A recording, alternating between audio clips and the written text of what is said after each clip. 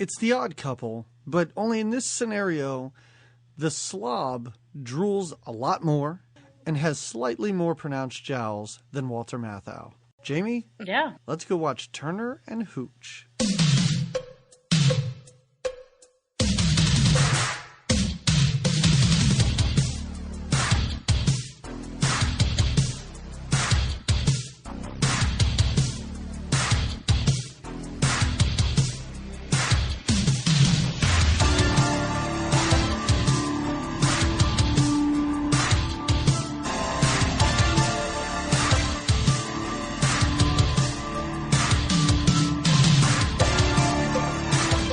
Hello there and welcome to another episode of Good Times, Great Movies.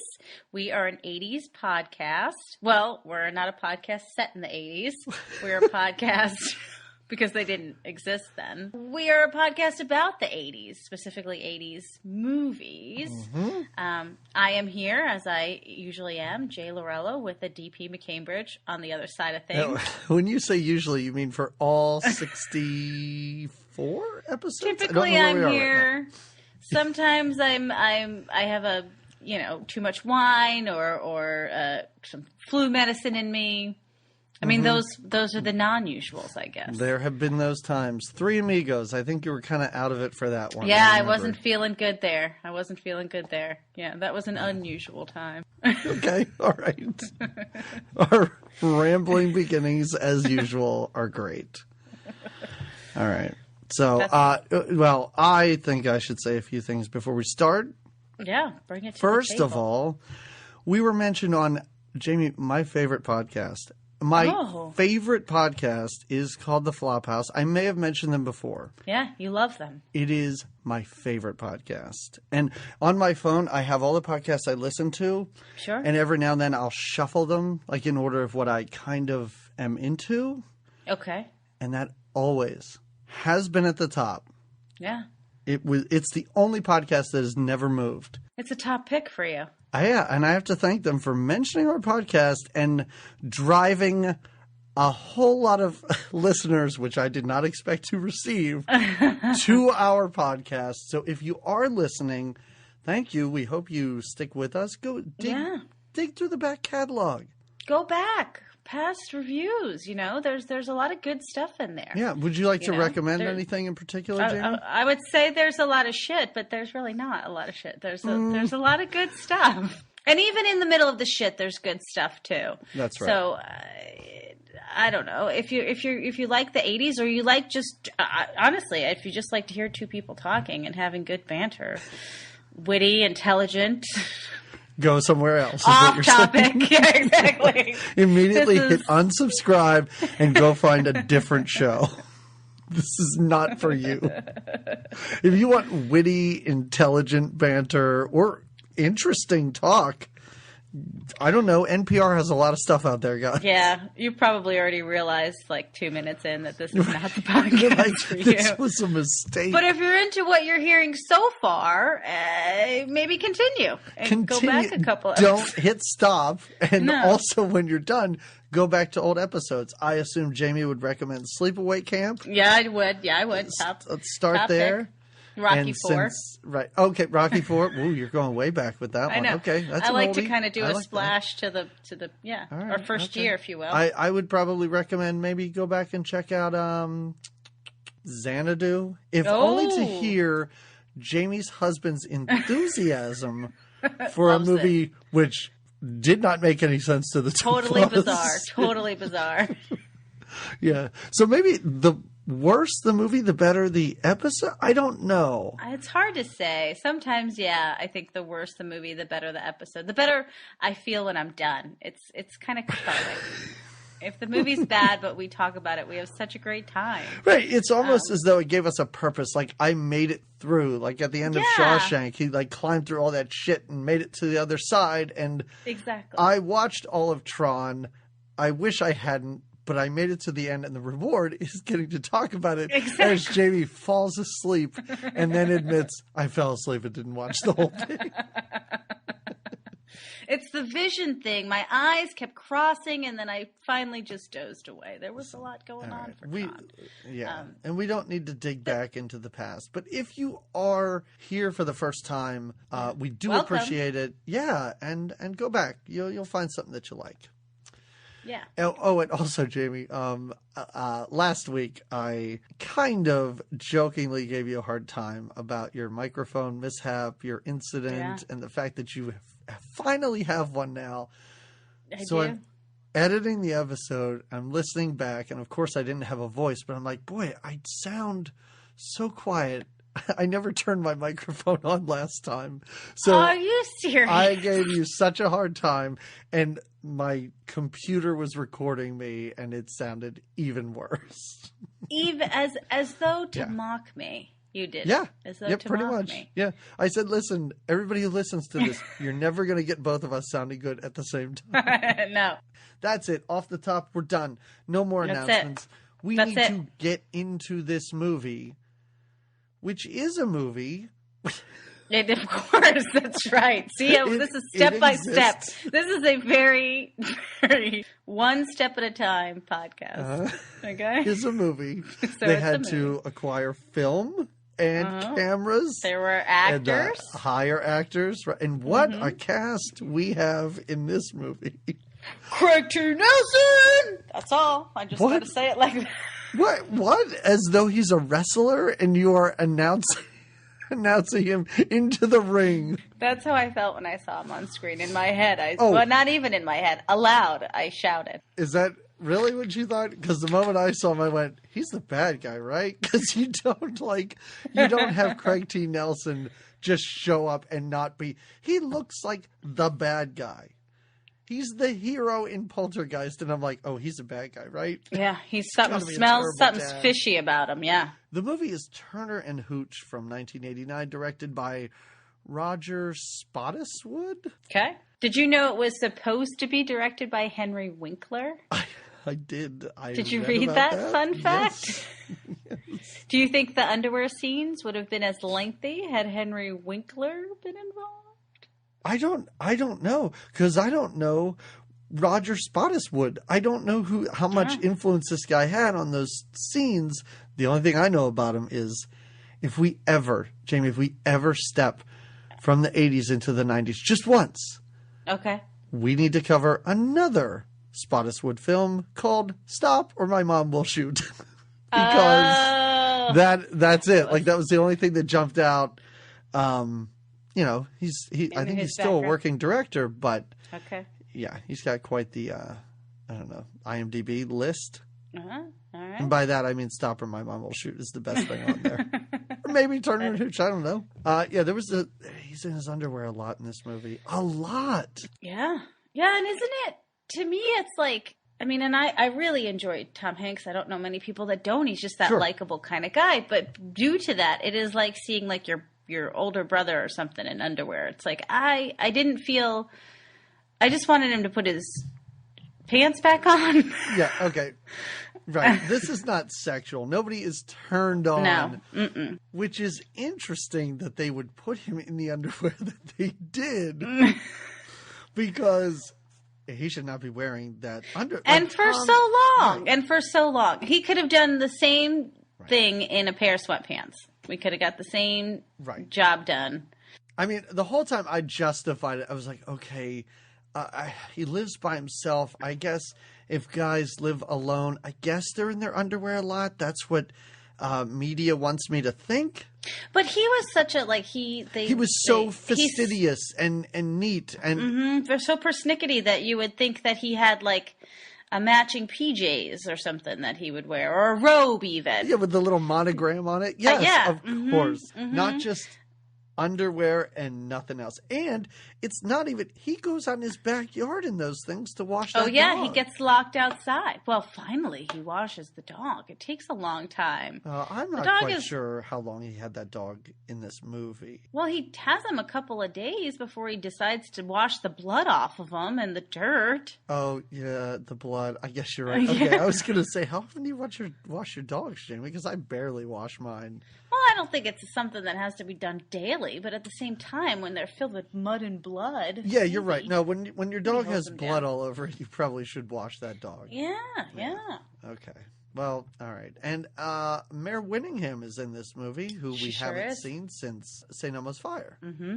And she's doing her best like Jennifer Jason Leigh. She looks just like Jennifer Jason Leigh. She is in this Jennifer movie. Jason Leigh. That's a good yes. You're right. Yeah, she was unrecognizable. She wasn't that nerd wearing Spanx that was in St. Elmo's Fire in this movie. No. Mm-mm. She looks like she's 40. She does. Yeah, they don't try and dress her up to be like a nerd that is 20. That Right, did not right. work in that movie, by the way. No, it didn't. All right, let's move on. Let's get into this movie. Let's do it. So we're introduced to Tom Hanks.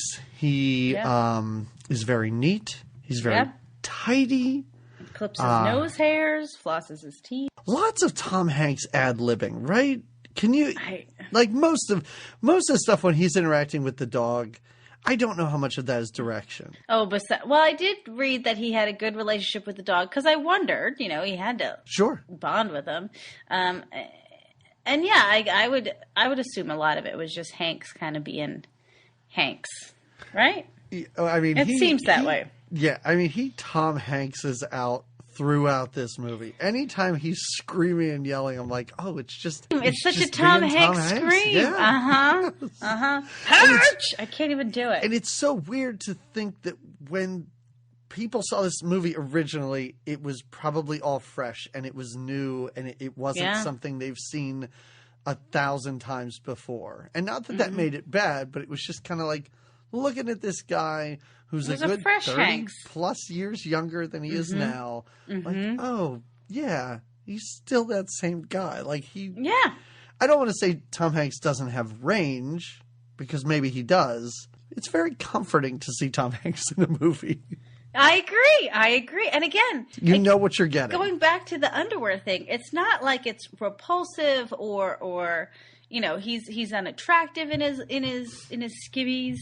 It's just you almost don't need him to be. Yeah, you're right. It is interesting because he's not unattractive. No. And he's in good shape in this movie. Oh, he has great legs. Great legs. Right. But you're right. It's not meant to be arousing, I think. Or maybe it is, but it doesn't work. But I don't think it is. I don't We think can talk it is. about him in underwear for an How hour. long? That's Turner what and this Hooch. is. Tom Hanks in his undies. Here we go.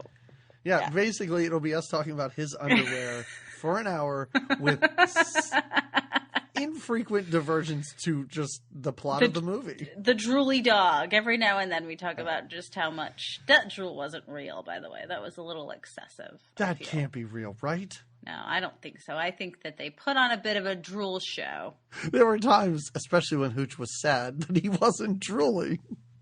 So I was like, how did they get this dog to drool?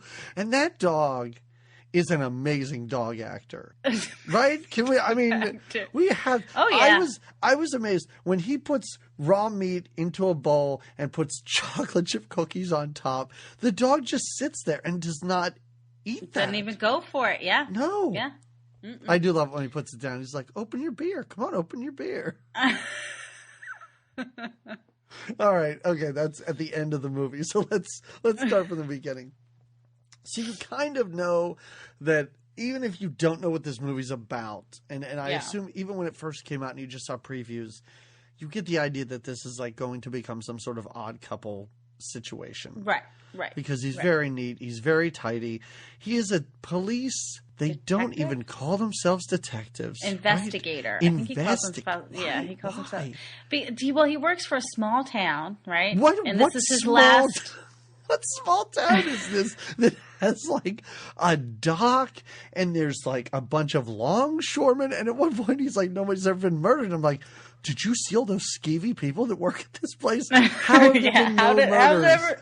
How have there been no murders? The investigators just never found the murderers. It literally looks like a New England like like shore town. But then he's like, I'm going to Sacramento. It's the capital. Yeah. So I was like, oh, this does not look like California at all.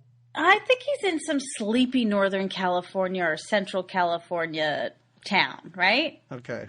I guess right. that's what, but it's small and sleepy. There's a bunch of them in Central and North. I agree it has more of a maybe northeastern feel, but there are these sleepy little beachy towns. I think where it was filmed was, I think I was reading like Pacific Grove and the little towns it was filmed in, and San Pedro too, maybe. San Pedro's kind of a bigger town. And that was the other thing, is that it didn't seem like a little town. Anytime he goes into town to the vets, I mean, it's a town. There's a lot of houses. There's a lot of buildings. Yeah, sure. It seems like there's a lot of potential for people to get murdered. Right. You go, I see murder when I see this town. I see seedy dog people, and I see murder. And I always think when I watch movies like this, like that I would have been a good detective or a good cop. I always think that. You would have thought everyone was a killer. I would have. Everyone was a murderer. I always watch these shows, and I know the purpose of the show is to show you, the viewer, what's happening so you can figure it out. But I'm always so impressed when I'm like, I know what's going on. How come these cops can't figure it out? But then I feel stupid because I'm on the beat. I wouldn't be a good detective because I'd lose my wallet like 2 days a week. And I don't know where it is. Like, I can't retrace my own steps and figure out what happened to my wallet. So I would be a terrible police officer / detective. Yeah, I think that's one of the questions on the detective test is how many times a week do you lose your and then recover lose your wallet? Your own wallet. Yeah. And if it's not an even, or if your amount of losses are more than fines, then Plus, then I don't like you're not made for it. confrontation. I don't like to bother people, so that's another thing. And I think it'd be too nice too. I'd be like, oh, is that just weed? All right, just go. Like, it's okay. Are you just speeding? All right. I mean, you obviously have to get somewhere. You're obviously in a rush. So I've been there. I understand. It's okay. I don't want to bother you. Like, I don't want to write up a whole report and all this. Yeah, that you would be the lazy be cop. a terrible cop. Yeah. Yeah. All right. So, his new partner is TV's Carl Winslow. It's not his new partner. He's being replaced by him. I think he's training him. Yeah, and Carl Winslow, who is like 10 years his elder, is just now getting into this. Yeah, but doesn't he make mention that he is from a big city or something, and that's why I don't know, because he seems more inept than Tom Hanks in this movie. Yeah, he is pretty like... At the end, he uncovers a bike stealing ring, and Tom Hanks is even like, "You didn't figure this out on your own, did you?" He's like, "No, I didn't."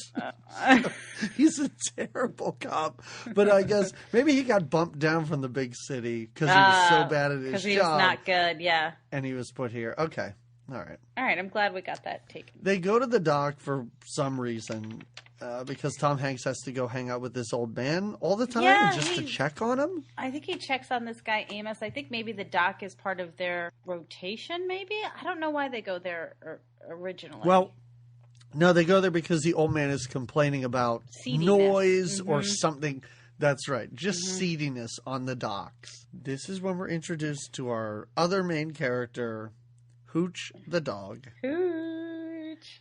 Most of the time we see Hooch, he's in slow motion in this movie. Which is so fun because he's got some name because he's like a very rare sort of mastiff, I guess. He's huge. Right. I did my Hooch research. Did you know he was 10 years old when this movie was filmed? 10 years old. You did your research enough to go, he's some kind of big dog. No. He's got like a name. It's like a French name, but he's a mastiff of some kind, French kind. He's beautiful. I think he's really super cute when he's not bloodied up and drooling.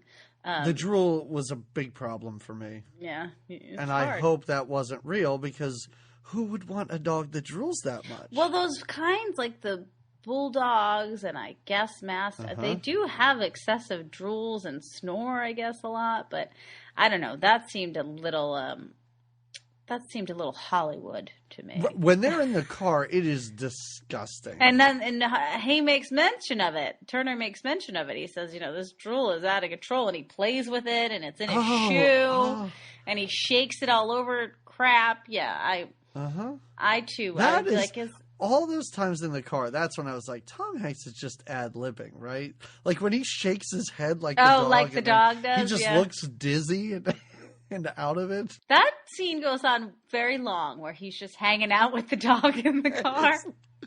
And that was the scene where I was like, clearly the people who made Castaway were like, Tom Hanks can act opposite a dog. We can put him on an island with a volleyball. He'll be fine. He's going to be He does not need anyone to play off of him. Mm-mm. I would say he's better when nobody else is around. He's got great chemistry with this dog throughout the whole film. Yeah. Really. But then when we first meet them, when they first get together, you're right. Hooch belongs to this old man, Amos. Mm-hmm. And Turner has this relationship with Amos, I guess, like kind of taking care of, you know. Like, yeah, kind of. He's been there a lot, yet he seems surprised that the dog attacks him. He brought him a muffin. Mm-hmm. I was like, did you do this before? Does it ever work? What is happening here? Well, the dog does attack. The dog runs, like you said, in very slow motion. And like clamps his throat, like choking him. Well, so the Mastiff is huge. His face, his head is huge. So when he does this like fierce like grip on his throat, around his neck. And Amos later makes a comment like, wow, he didn't even leave teeth marks or didn't even puncture you. He must really like you. So it's just kind of an intimidating move, I guess, that the dog knows how to do. I assume Amos is throwing corpses off that dog. Yeah, because it's just something they practice. It's just something they work out. Tom Hanks is like, there haven't been any murders here. Lots of disappearances. Yeah, but no murders. Right. His cop is, well, I'll call him Urkel's dad. He wasn't even Urkel's dad. He's Urkel's uncle, right? No. It's like his uncle? He was the neighbor. Was he? He was Laura's dad. Urkel's. Remember Urkel was in love with Laura? Oh, yeah. Did I watch way more Family Matters than you did? Family matters to you. Well, anyway.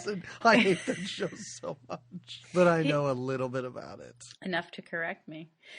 He watches this whole go down and he almost pisses himself laughing at how hilarious it is that he so great. Got attacked by this dog, right? Where he should be terrified, like, oh no, this is now I'm going to have to do this. Yeah, no, not really. Not at all.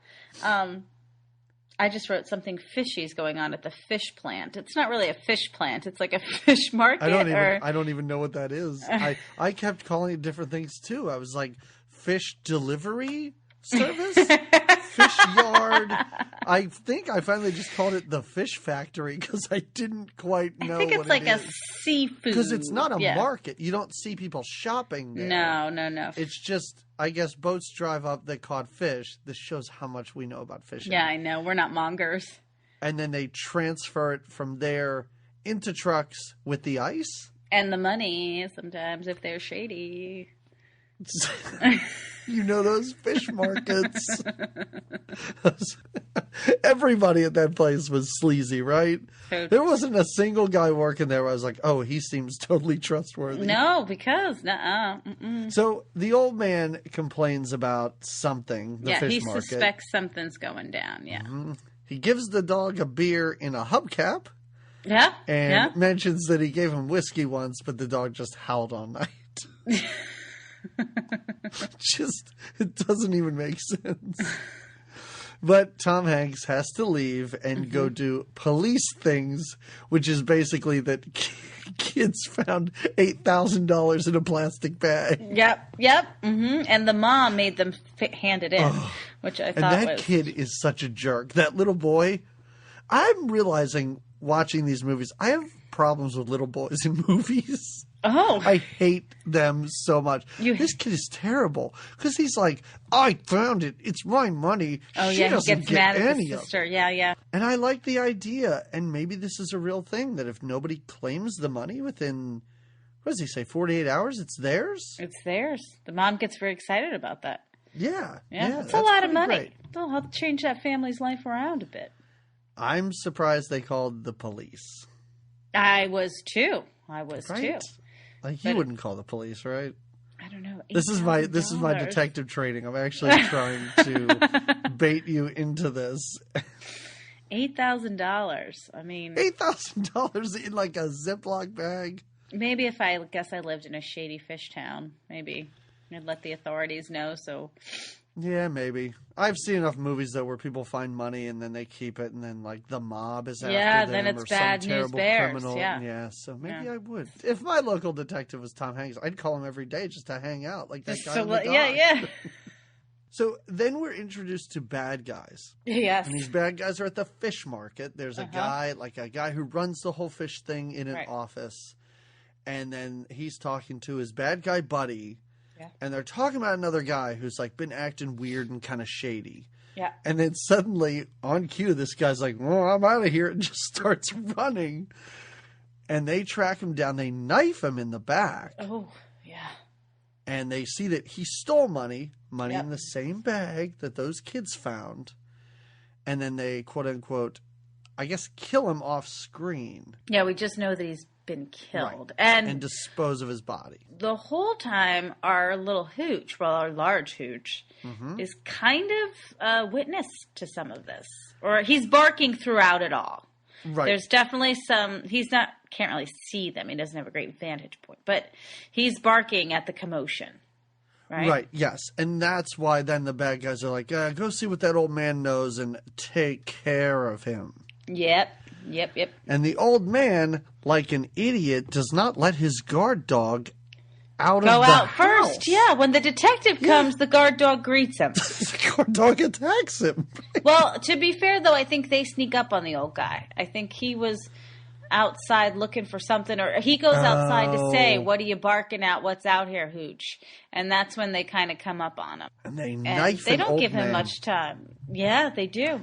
No, and I wondered because he agrees to pay him at first. He says like, I'm just making sure you didn't see anything.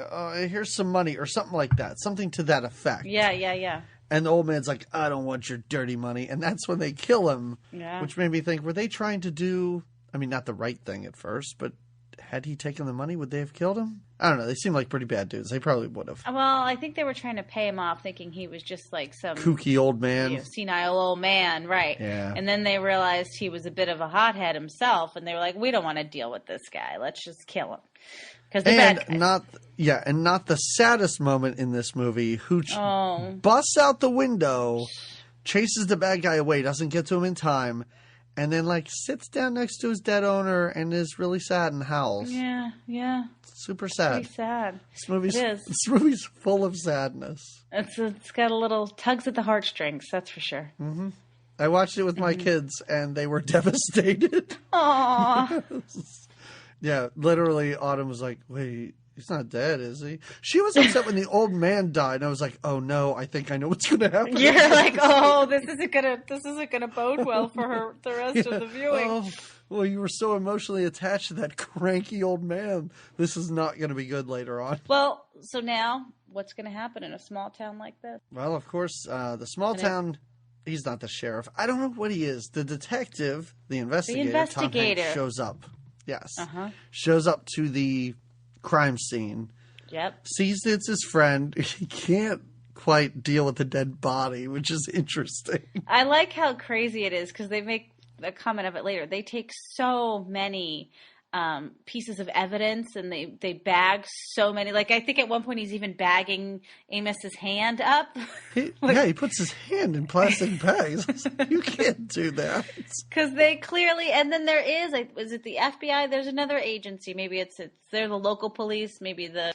I think it's the state police. The state police come to do the investigation as well, and they kind of are making fun of him because he doesn't know what he's doing. And they should make fun of him when he puts his hands in plastic bags and then justifies it like, what if he has skin under his fingernails or something? Or we have to preserve the fingerprints. And I'm like, well, you mean his fingerprints on his hands? Yeah, he gets so I didn't, and that was the thing I didn't understand because this movie veers wildly between like serious and sad and goofy comedy. And at this point I was like, am I supposed to be laughing at his police work?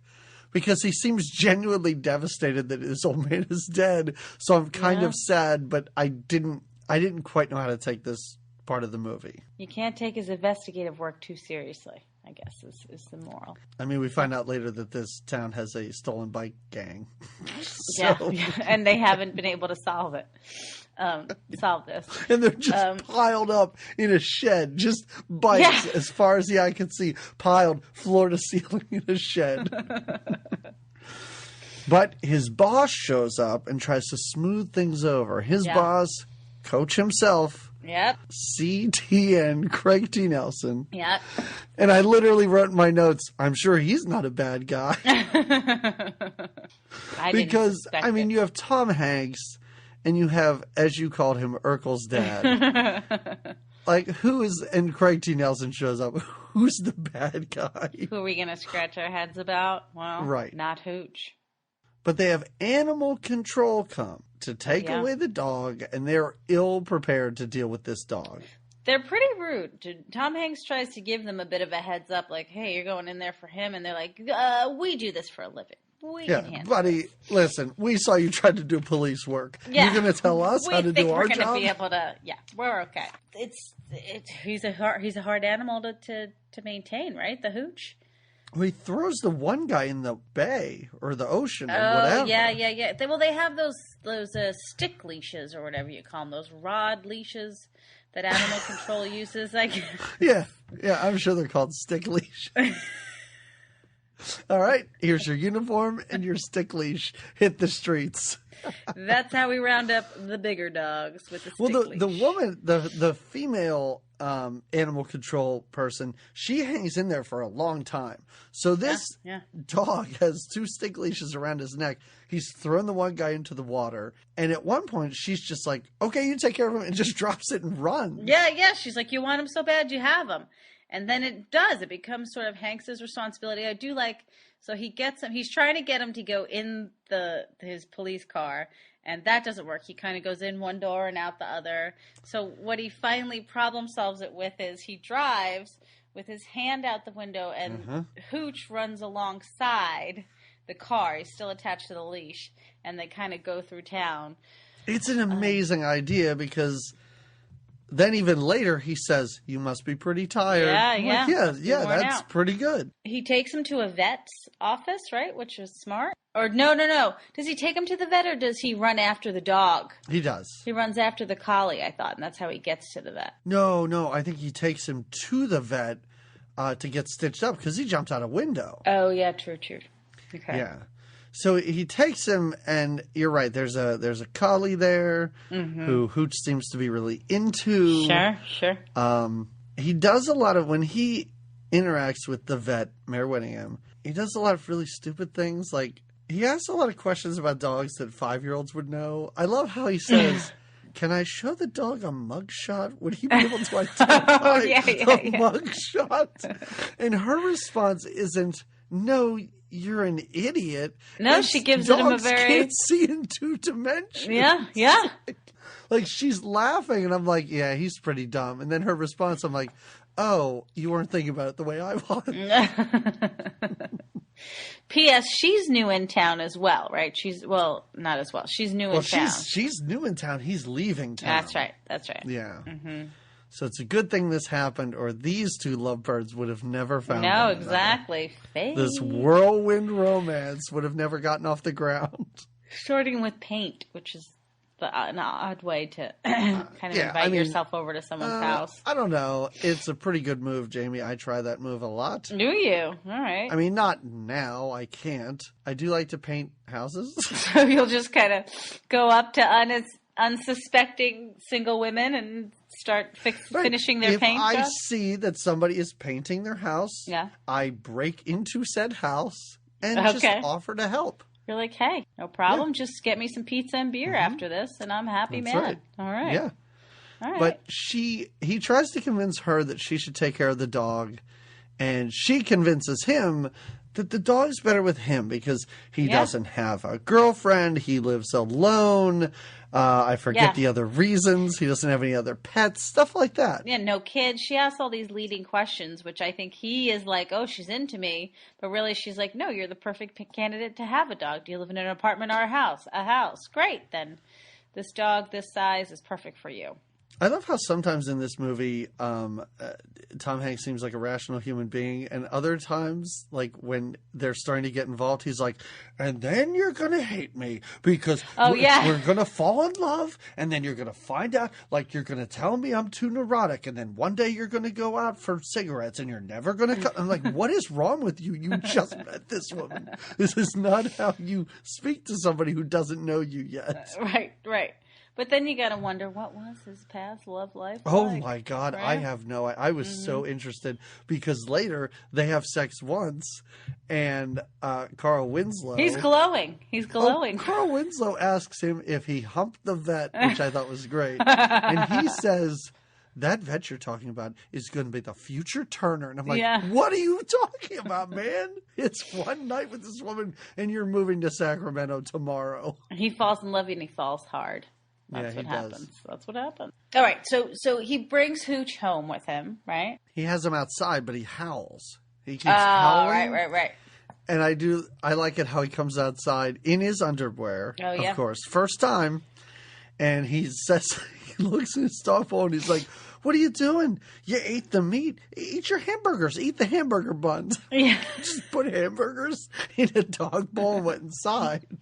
It's like when they were trying to get Harry in the car from Harry and the Hendersons. They were just trying to feed him some burgers. Where he got way too many fish sandwiches. Right? All right. I messed up the order. Yeah. He finally decides that Hooch needs to come inside. Right. And he gets locked out of his house. It's very funny. Hooch locks him out because Hooch runs in. Hooch just runs it and the door shuts and it's locked. And they start to make a connection here because he finds a window that's open.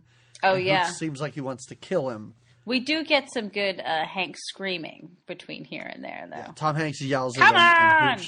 on! And Hooch kind of listens and lets Tom Hanks back into the house. And then we get the rules and he throws him in like a utility closet. Yeah. Because it's got like his hot water heaters in there. Yeah. And that's he where looks he puts sad. Hooch definitely looks sad when he's in there. He doesn't understand why he's there. No. You know? Although I can only imagine that room is better than that shack that he lives does, in with the old man. He does make some mention, Turner does at a certain, Hanks does at a certain point. He says, like, I don't know what could be better. Like your digs over with Amos couldn't have been much better than what you've got here. Regardless, he makes it through the night in the garage. He decides he takes him to work. Yeah, I think he doesn't trust him at the house, maybe on his own. Maybe? He puts him in the car. He's asleep. Yeah. First. Yeah, right. He puts him in the car. He's so happy that he's asleep. And while Tom Hanks is at work, the dog eats the car. Yeah, he eats the inside of the car. Just chews up the seat. Don't eat the car! It's very Tom Hanksy. Imagine Tom Hanks yelling at a dog, "Don't eat the car," and you got it. That's there the scene. There you go. Yep. So then we have a fun scene where he knows now he's going to have to take care of Hooch. Hooch is his, so he goes to a pet store. Yes. To get some supplies, and the pet store owner or worker clearly is taking advantage of the fact that he is never. Well, first they're looking at little tiny cans of dog food, and Tom is asking questions, and he's like, well, what kind of dog? It's big, ugly dog. And so they give him just this big old bag of kibble. I love that description because he does say it's a big, ugly dog. And the guy's like, oh, well, you don't want this. Yeah. This is for, I guess, big, ugly dogs. Yeah. This big bag of food. But it's intercut with Hooch back at home, stuck in his little utility closet, banging his head against the wall. And I loved the cut shots of the fake dog head banging against the door. And then watching Hooch like run toward it. Yep. And he busts through the door. Yep. And he destroys every inch of that house. Oh man, he goes to town. Everything. He wrecks the kitchen. He opens things. He goes in the fridge and opens beers and starts drinking them. He gets his drool everywhere. He breaks. A speaker makes a noise and he freaks out and he kills the speaker. He destroys say he destroys every inch of this house is not. No, that's not an overstatement. And later in the movie, when Tom Hanks' house seems to be under control and livable, I was so distressed in a weird way, thinking, how did he clean that? How did he clean I know. I house? just kept thinking about the big mess that he was going to have to... Ugh.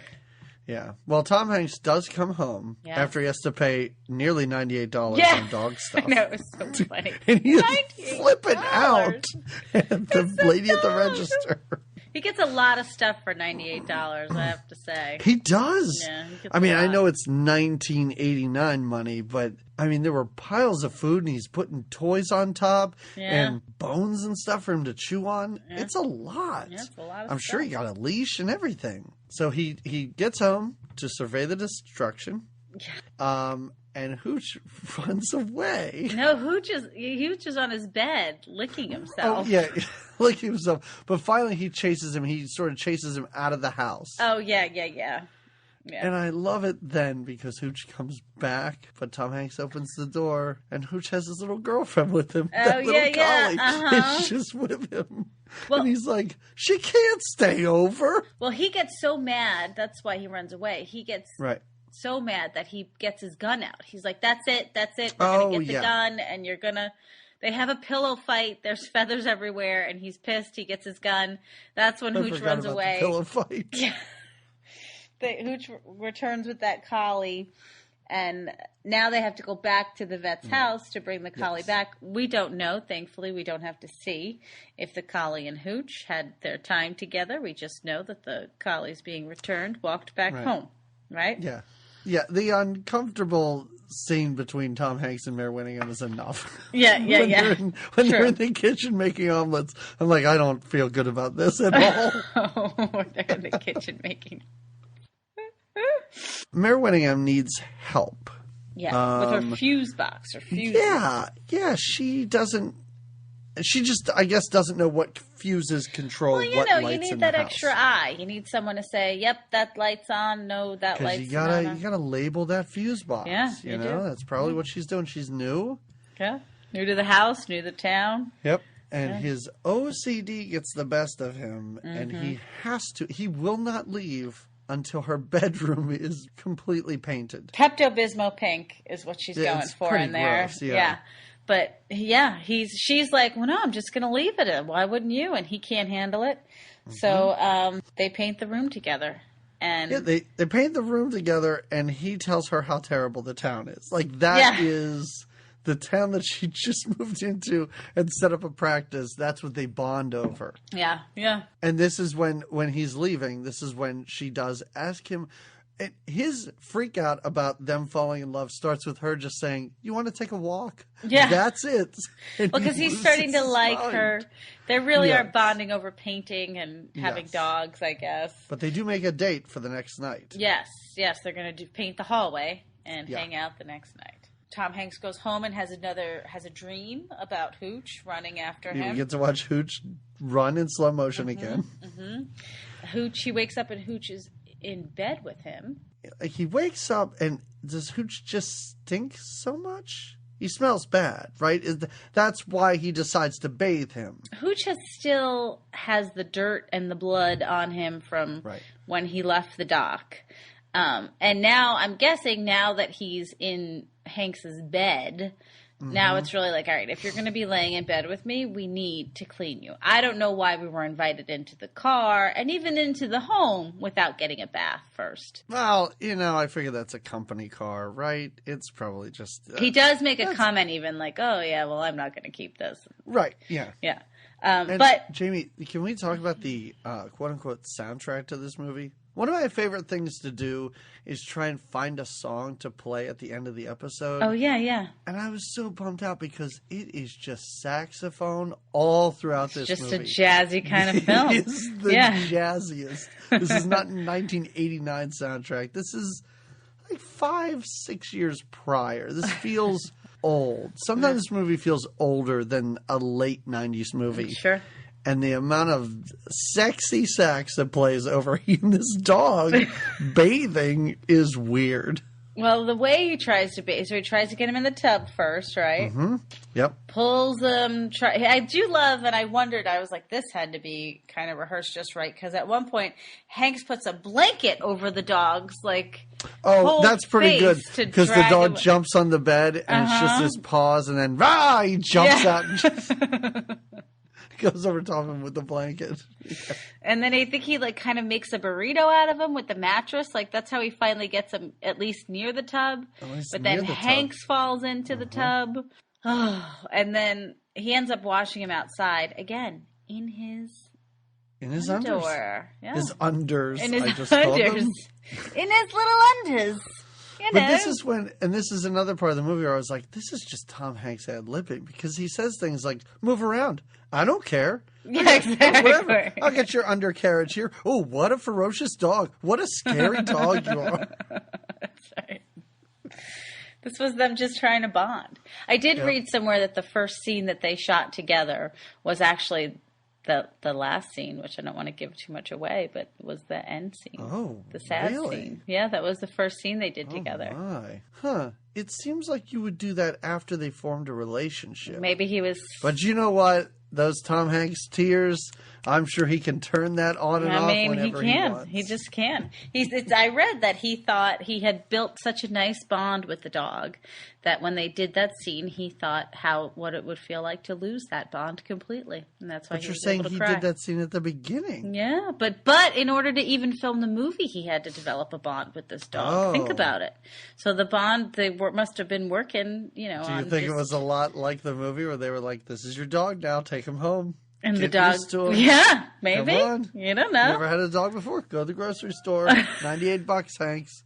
You're good for it. So the next day, he takes Hooch to work. Yep. He decides he can't leave him in the car. No. And I guess he can't leave him at home, of course. Well, yeah. So he takes him to work, and everybody's all freaking out because Tom Hanks is not wearing a tie for, I guess, the first time in his life. Oh, yeah. Yeah, there's made mention of that. And while Hooch is upstairs, Tom Hanks puts his leash under his desk so he can't go anywhere. Yes. Hooch is really into this wedding across the street. Oh, yeah, there's a wedding happening in town. That's correct. Uh-huh. Hooch recognizes the guy who killed his owner. He's the photographer at the wedding, right? Or at least he's taking a lot of pictures at the wedding. Oh, I don't know. I don't know. He's got a I camera. assume the wedding was like a daughter or a son of the guy in charge of the fish thing. Yeah. Because he's in a tux. Like, he is dressed up. He was in this wedding. Uh-huh. So Hooch is freaking out. Going crazy. Tom Hanks is trying to get work done. Everybody's yelling about this dog. And Hooch finally breaks loose by dragging the desk with Tom Hanks on it. Which, which is pretty funny, yeah. This room is about the size of a closet, and when Tom Hanks gets on that desk, it seems like the biggest room ever because he gets dragged all around the place. Hooch manages to get away and chases the guy out of the wedding. Yep, through the wedding, knocks down the bride, freaks out a bunch of the, right? Or almost knocks her down, I think. Chases him down the street. The bad guy jumps in his car. By this time, Tom Hanks knows that something's up. It's not just Hooch being terrible. Well, he's already, one of the other reasons besides to owe it to Amos, the old guy, that he's keeping Hooch is because he believes Hooch is the witness, is the only lone witness they have to this crime. To the killing of why he wants owner. to show him mugshots. Right, exactly. Right. So the fact that he would get that worked up about a person, Hanks has just immediately knows this must be the guy. Right. Yeah. So the guy drives away in a car. Tom Hanks and Carl Winslow do not have a car, so they steal a car. Yeah, they steal a kid's car. Whose name they know? Maybe he's the local kid. This does not seem like a small town, but they're yelling at this kid and they're like, "Shut up, Ernie! Shut up!" Ernie was just trying to buy his mom some groceries and go home. Right? Ernie's pretty good in this movie because he seems so put out and so upset. Like, my mom's car, it's not supposed to go over 40. It's brand new. That doesn't make any sense. Those two things don't go together. No. Like I have a really old car. If it goes over 40, the engine could explode. Like, that makes sense. But I just bought a car. Don't drive it over 40 miles an hour. They chase the guy, but he gets away. Yeah. And they blame Ernie's car for they're it. like, "Could your mom get a faster car? What's your mom's problem?" Right? So perhaps my favorite scene of the movie happens now. Oh. Because they're back at the police station. Craig T. Nelson shows up like, "Hey, I'm in this movie." And they have a conversation about, I don't know, the fish market, this guy, the murder. It's a whole huge conversation. Right. And the entire time, they are all smelling dog farts. And it is the weirdest thing. Because they're talking. I'm sure I'm supposed to be paying attention to what's going on. But every character is just like sniffing the air and tucking their nose into their shirt. Urkel's dad's cracking windows. Craig T. Nelson at one point is really like, "You're going to leave soon." He's taken over. And in the middle of this intense speech, walks over and opens the door to air out the room. I love that scene. I imagine a dog that size has some rank farts. And he's got a terrible diet. He drinks beer and eats cars, the insides of cars. So what the heck? Cars are not good for your digestive tract. It's not going to work out. But yeah, I like that's your favorite. That might be my favorite part of this movie, which is really weird. But I was laughing watching them react to dog farts. Because I just imagine the director like, "It really smells. You're trying to get a lot of police work done, but it stinks so bad. You're going to dump a bunch of exposition that's super important to understanding what's happening about the investigation." Right. So bad. That's why later on in the movie I was probably like, "What's happening? What do they do? Money and ice? This was probably all explained during the scene." Right. But the whole time I'm just laughing like an idiot. Damn dog and its stinky farts. So he takes Hooch home after this. Oh, he big wines break and in the dines case. him. This is when he gives him the food and the cookies. Mm-hmm. And Hooch is very sad. It's really the first time we've seen Hooch, I guess, think about his owner. Well, this is when then Hanks points out, "I guess I didn't realize how hard this is on you. Change a scene. Yep. You miss your owner. All I've been doing is yelling at you." No, he's never put himself in Hooch's paws. So he does. He takes a minute, and now the bond really starts to happen between the two of them. They wrestle with a towel together. Turner bites Hooch on the neck. What about that? I loved it. I loved it when he lifts his head up and he's just got a big mouthful of skin. It's just like a big floppy bit of skin and fur. How adorable. And then he spits all over the place. I want to see all of the extra scenes. Oh my from God. This. I want to see all the outtakes. Yeah. Hanks is like hanging with Hooch because I need like lovable. I need like a Blu-ray release with like a half hour of extra footage of just playtime with them.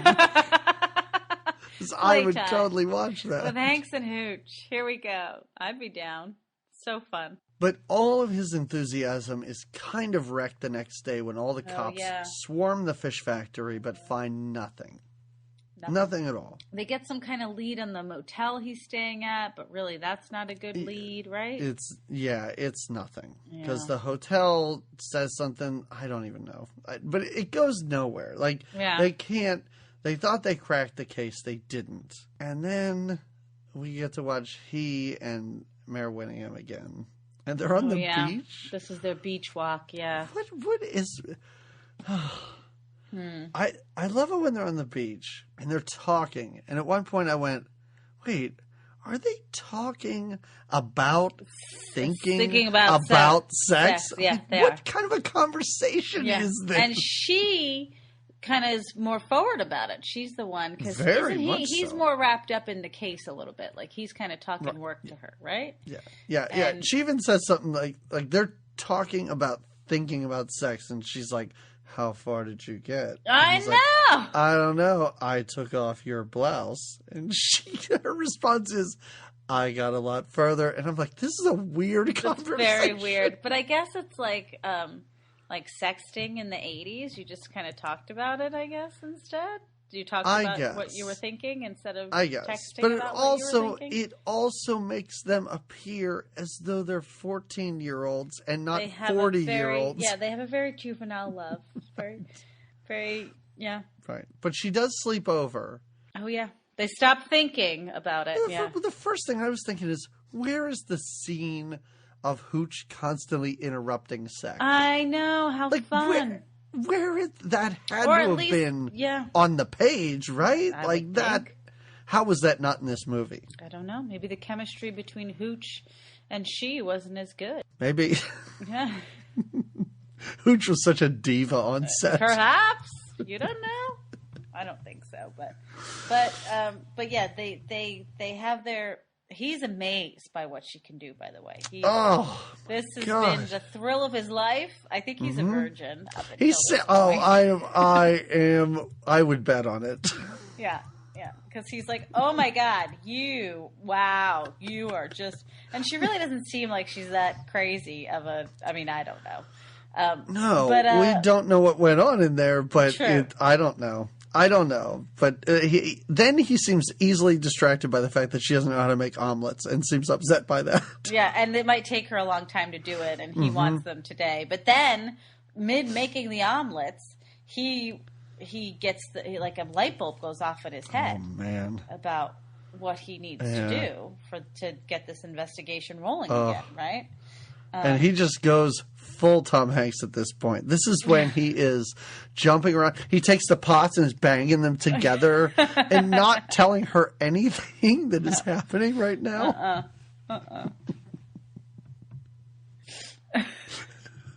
And he says he needs to go back to the fish place. And asks where Hooch is. And she says he's out for a walk with her dog. It's like the Lady and the Tramp. Like, they just leave and go on walks and dates together. Small town. You can do these things. It's really strange. But I guess he gets a hold of Hooch, and this is when they go on the stakeout. And this is when there's a lot of just Tom Hanks and this dog, and Tom Hanks is talking to this dog about old TV shows at one point. Yeah, and they're laughing. They're having a great time. Tom Hanks eats a milk bone. He has a bite of a dog biscuit.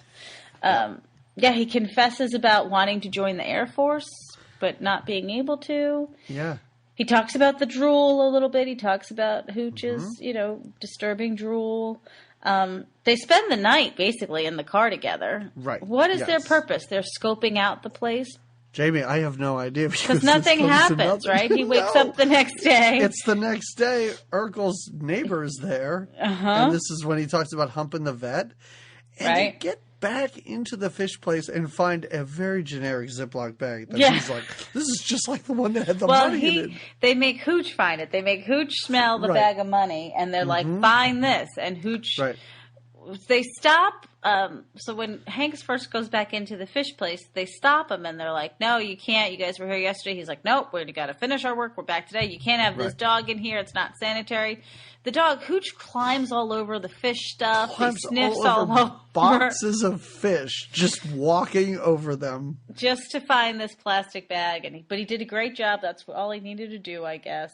And I love it when he has the plastic bag, and then Carl Winslow is like, well, what do we do now? And he's like, you take this bag, and you find out, is it a specialty bag? Yeah. Can you just buy this anywhere? And I'm like, it's a Ziploc bag. Do you have to special order them? You can get Where them do you get these? at the gas station. Like this. Yeah. And again, that comes to nothing, too. No, they really don't. He's not a good detective. But he does know to go to the hotel or motel. Yes, the motel that the bad guy, Zach Gregory, right. Man with two first names, always shady. Wow, really? Wow, you knew his name. Yeah, I did. You paid attention? Okay, all right. I like that. It's dedication. Yeah. No? He does threaten the hotel manager, which is pretty fun. He almost shoots him, too. Yeah, he shoots he tells him he's going to shoot him, and then he shoots kind of the outlet right next to him. But then the bad guy comes walking in on him. Oh. And kind of, nabs him. Takes him hostage, right? Kidnaps him. Yeah. Makes him drive. I don't know where they're going. No. Whatever. he makes him drive, but Tom Hanks, of course, you know, he's the Tom Hanks we met at the beginning of this movie. Yeah. He has to put on his seatbelt. Sure. He has to put on his glasses so he can drive. Yeah. And then, of course, as we've seen in movies 1,000 times before, he floors it, runs into a wall, and this guy should be dead, Jamie. He goes right through the windshield. He breaks the windshield of this car with his head, I assume. There's no way he's surviving this. There is no way. But he does. He does. He does. Hooch chokes him. He does his signature chokehold. Yeah, he did. Yeah. And then, you know, and Tom Hanks gets the information, but not all the information. He kind of says, is the dude in charge of the fish factory, is he the head of this? And the guy says no, and he threatens him even more, and he still says no, but he knows he's involved. So he's going to go, oh my God, we spend so much time at this fish factory. I know, we go back to the fish factory once again. He tells Hooch to cover the back door. Hooch knows what he means. Hooch has never been a detective dog before in his life. Scratching at the back door, like I know what this means. I know what you mean. I got it. I'm on it. Here to help. No prior training before this, but I just know what I'm up to. Craig T shows back up. Thank God he shows up and says that he's got 4 squad cars on the way. Allegedly, backup is on his way, right? Right? Yeah. But we find out pretty quickly, insanely quickly, that somehow Tom Hanks knew this the whole time? Tom Hanks is, he comes off as not so, but he's a very savvy investigator. Very savvy. Right. Yeah. This is where in my notes I read, I know he's the bad guy. He's Craig T. Nelson, but how does Tom Hanks know? Tom Hanks put it all together? They just kind of wrap it up neatly with Craig T. Nelson is part of this money laundering scheme, I guess, right? I don't understand. I don't know what's happening. No. Well, again, bad detective me was not paying attention to all the interesting information. Bad detective me was like, dog farts are funny. And they are. Especially when you just have to watch. Yes. Especially when it's just implied. It's not funny when you yourself smell it. It's gross. No, but when you're watching all these people kind of sniff one out, when you're watching a room full of legitimate actors have to react to dog farts.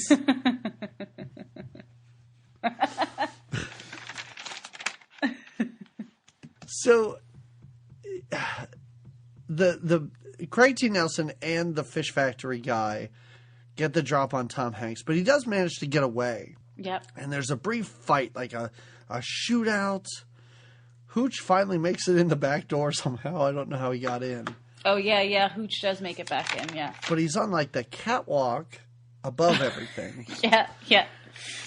The fish factory guy's about to shoot Tom Hanks. And Hooch jumps down and saves his life. He does. And wait, does he get shot in the process?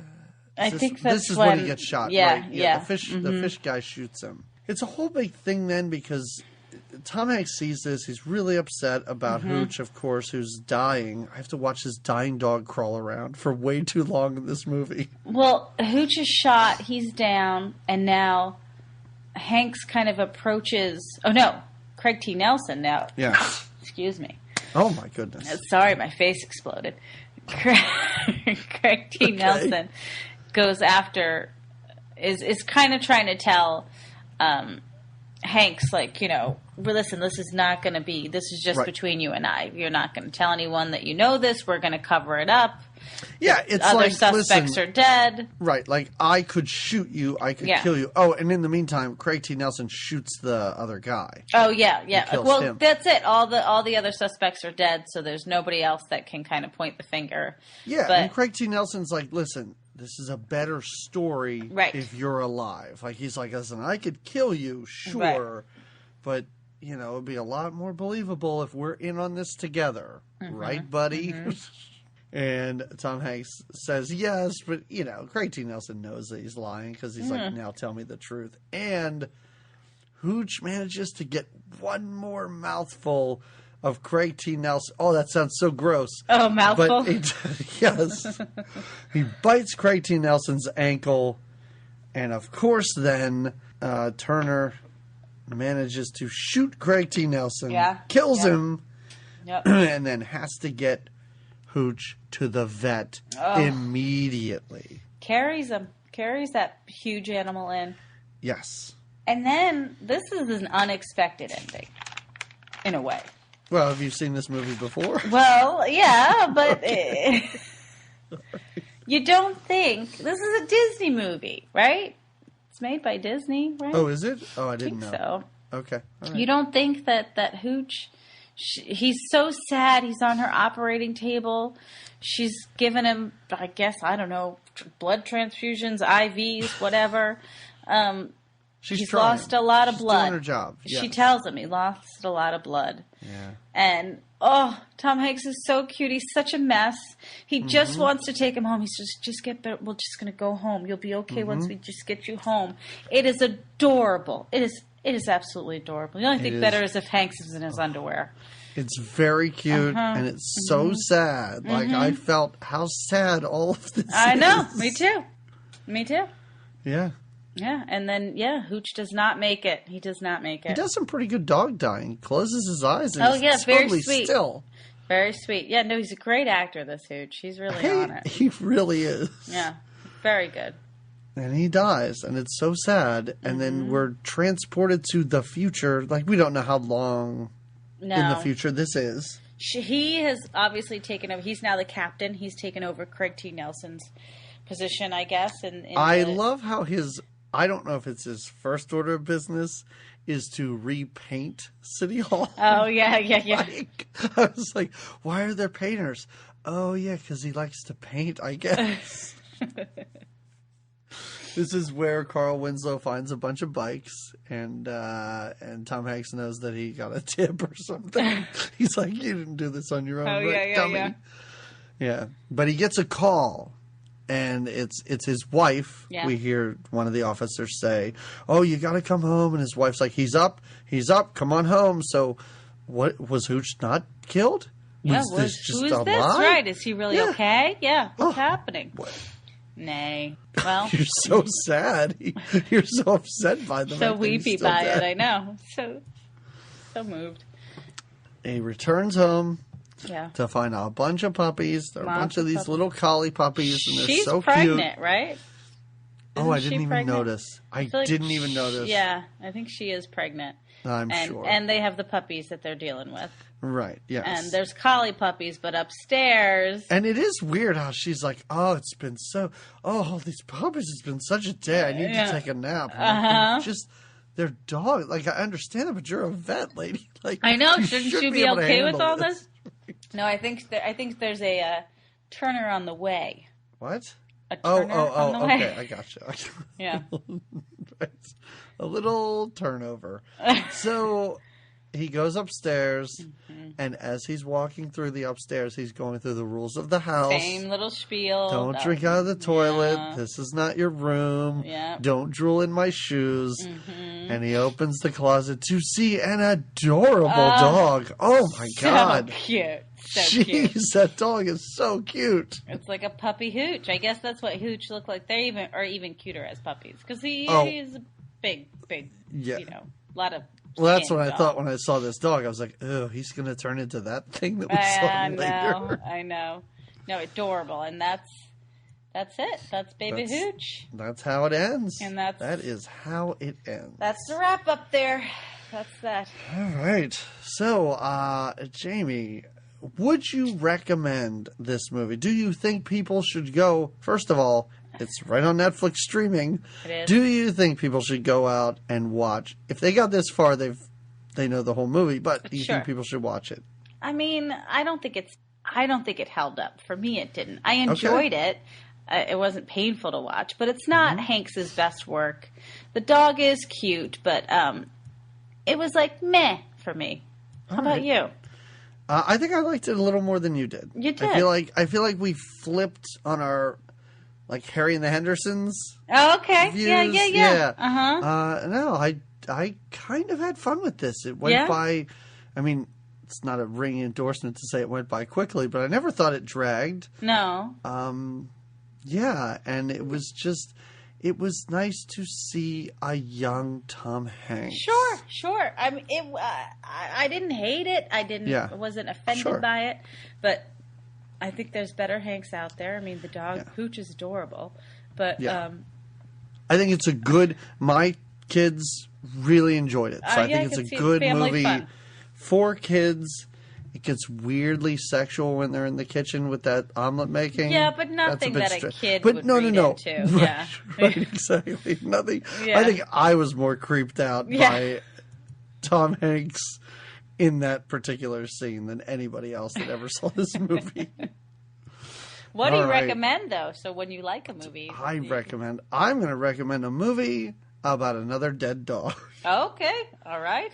I'm going to recommend the Tim Burton stop-motion animation movie, Frankenweenie. Great one. It really is great. Yeah. And if you've never seen it, it's like Frankenstein, where this kid's dog gets hit by a car, like, immediately. And I didn't really know what this movie was about. I didn't know the dog was going to die.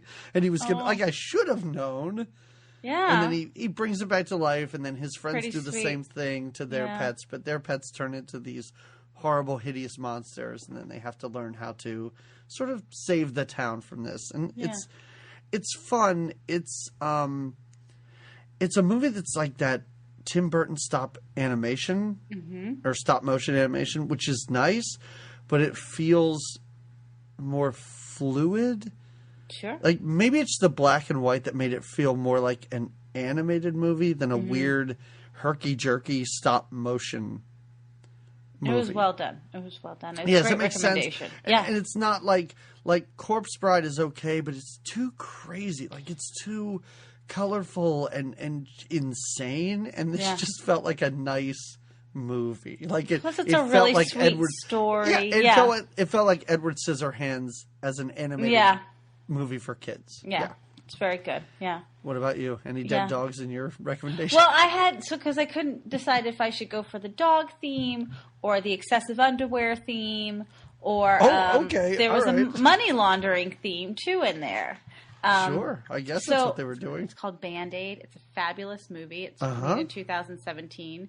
I wish I could remember the chick that's in it. I think she also directed it.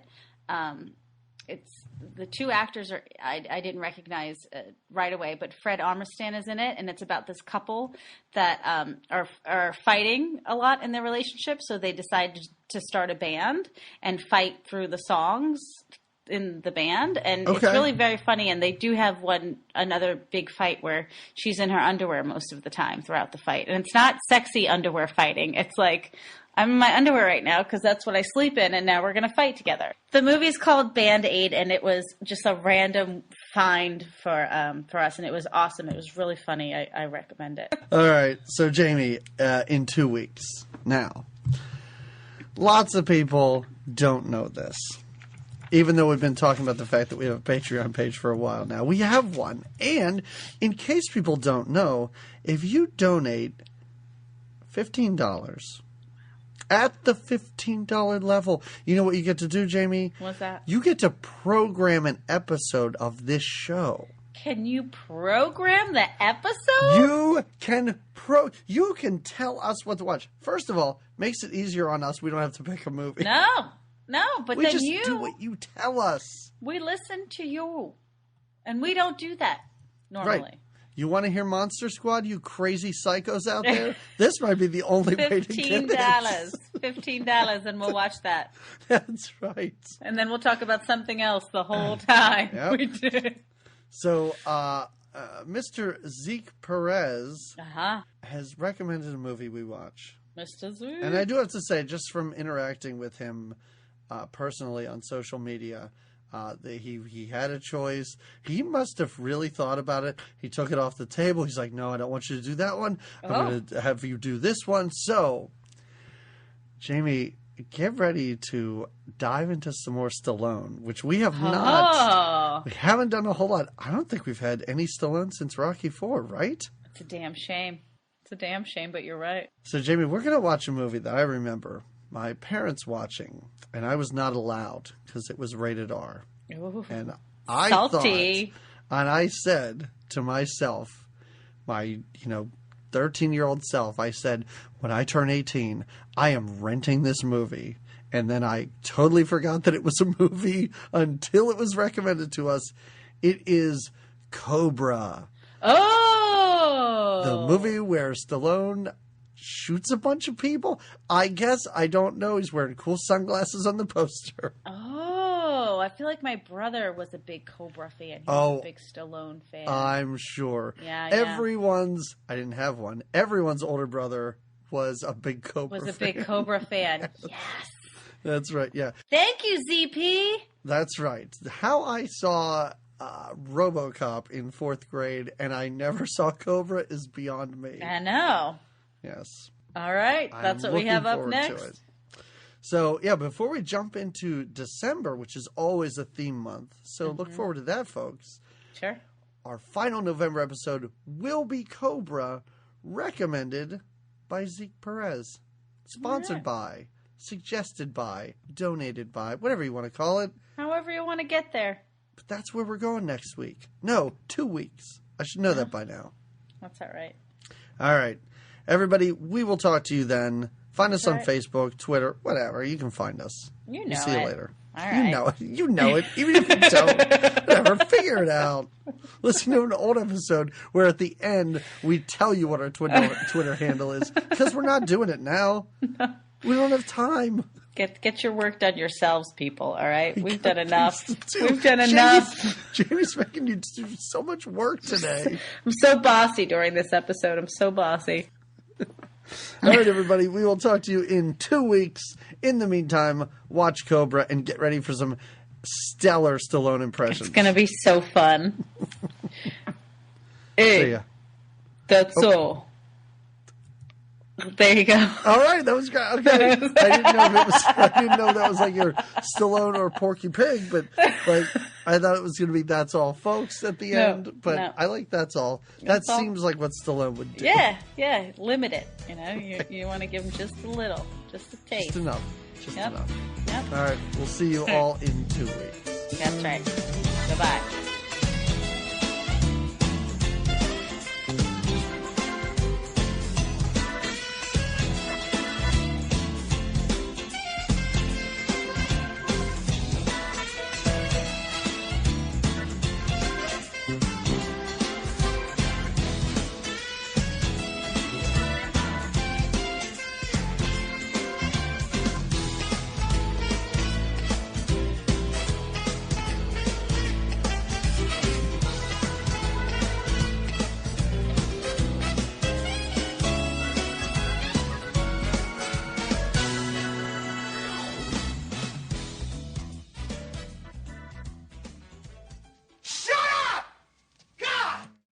No, that's not what. It's Good Times, Great Oldies. Sometimes you hear one, sometimes you hear the other. Just depends. It's the second episode in a row where you misnamed our podcast. You could take that out, though. That's what editing's for, right? I had a feeling that when we named this podcast after, what would it be called? A tagline of an old radio station? Yeah, it was. Yeah. Was it their tagline? What would you call that? It was their tagline, right? Okay. Like what they I don't know. themselves. Do radio stations have a tagline? Oldies 99.9. Isn't that what it was? Well, Good Times, yeah. Great Oldies. Oldies 99.9. That's that's their tagline. Okay. Yeah. All right. Okay. I I just didn't know if sing it it was to called know a for sure. tagline on a radio station. This is thrilling conversation. That all of our new listeners are now realizing that the Flophouse made a huge mistake and that they should not have said anything about us. They're like, I thought they talked about 80s movies. Nope. Not for the first 30 minutes. We don't. It at least takes 20 minutes to get into that.